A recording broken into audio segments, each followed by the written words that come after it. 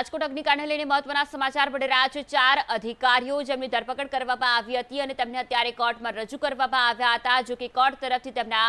12 દિવસના રિમાન્ડ મંજૂર કરવામાં આવ્યા છે। મહત્વના સમાચાર રાજકોટ અગ્નિકાંડને લઈને આ પહેલા જે સંચાલકો હતા તેમના પણ 14 દિવસના રિમાન્ડ મંજૂર કરવામાં આવ્યા છે અને આ સિવાય અત્યારે જે 4 અધિકારીઓને ધરપકડ કરવામાં આવી હતી તેમના 12 જૂન સુધીના રિમાન્ડ મંજૂર કરી દેવામાં આવ્યા છે। કોર્ટની અંદર બંને પક્ષે અત્યારે દલીલો થઈ હતી અને આ દલીલોના અંતે કોર્ટે 12 દિવસના રિમાન્ડ મંજૂર કર્યા છે। ગૌતમ જોશી, મુકેશ મકવાણા 12 દિવસ પોલીસ રિમાન્ડ પર રહેશે અને પોલીસ તરફથી આગામી પૂછપરછ અને તજવીજ આ તમામ અધિકારીઓ પાસેથી મેળવવામાં આવશે।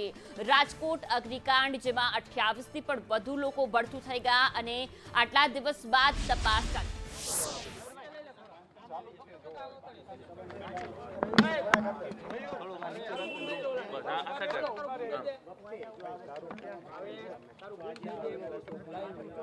હાલો રોલો બકુલભાઈ, જે રીતના આજે આરોપીઓને કોર્ટની અંદર રજૂ કરવામાં આવ્યા હતા, કેટલા દિવસના પોલીસ રિમાન્ડ મંજૂર કરવામાં આવ્યા છે અને કઈ રીતના દલીલ થઈ? આજે 4 આરોપીને રજૂ કરવામાં આવેલા હતા, તેમાં 3 કોર્પોરેશનના હતા અને 1 ફાયર સેફ્ટીના હતા। આ 4 આરોપીને કોર્ટમાં રજૂ કરેલા હતા ત્યારે તેમની કોર્ટ ચાલતી હતી ત્યારે આરોપીના હાથમાં એક જાડી ફાઇલ હતી અને એ તેમના વકીલ સાથે ફાઇલ વિશે ચર્ચા કરી રહ્યા હતા ત્યારે મારું ત્યાં ધ્યાન ગયું એટલે મેં નામદાર કોર્ટને કહેલ કે આરોપી પાસે ફાઇલ ક્યાંથી આવી, કારણ કે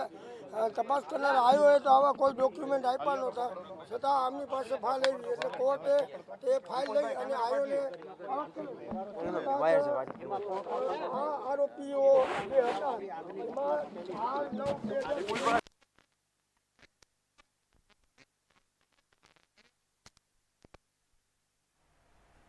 રોહિત વિકોરા અને મનોજ સાખઠિયા જેમના 12 જૂન સુધીના રિમાન્ડ મંજૂર કરવામાં આવ્યા છે। અત્યારે વકીલ તરફથી જેમના તરફથી દલીલ કરવામાં આવી હતી તેમણે પણ જણાવ્યું કે સાગઠિયાના હાથની અંદર ફાઇલ હતી તેને લઈને ફરજના ભાગરૂપે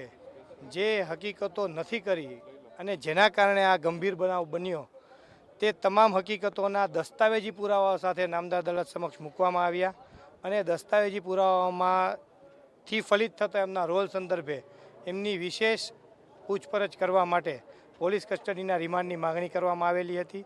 જે તમામ પક્ષકારોની દલીલોના અંતે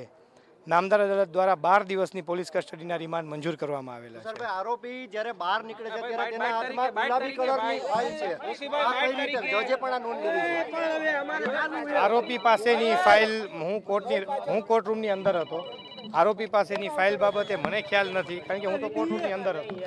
બહારના પ્રોસિડિંગને આપને ખ્યાલ હોઈ શકે।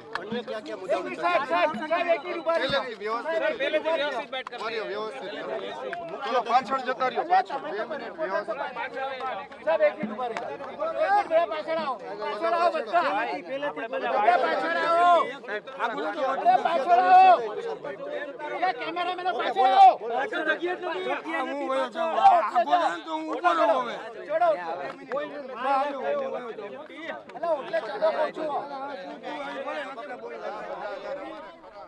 તો હાલ વકીલને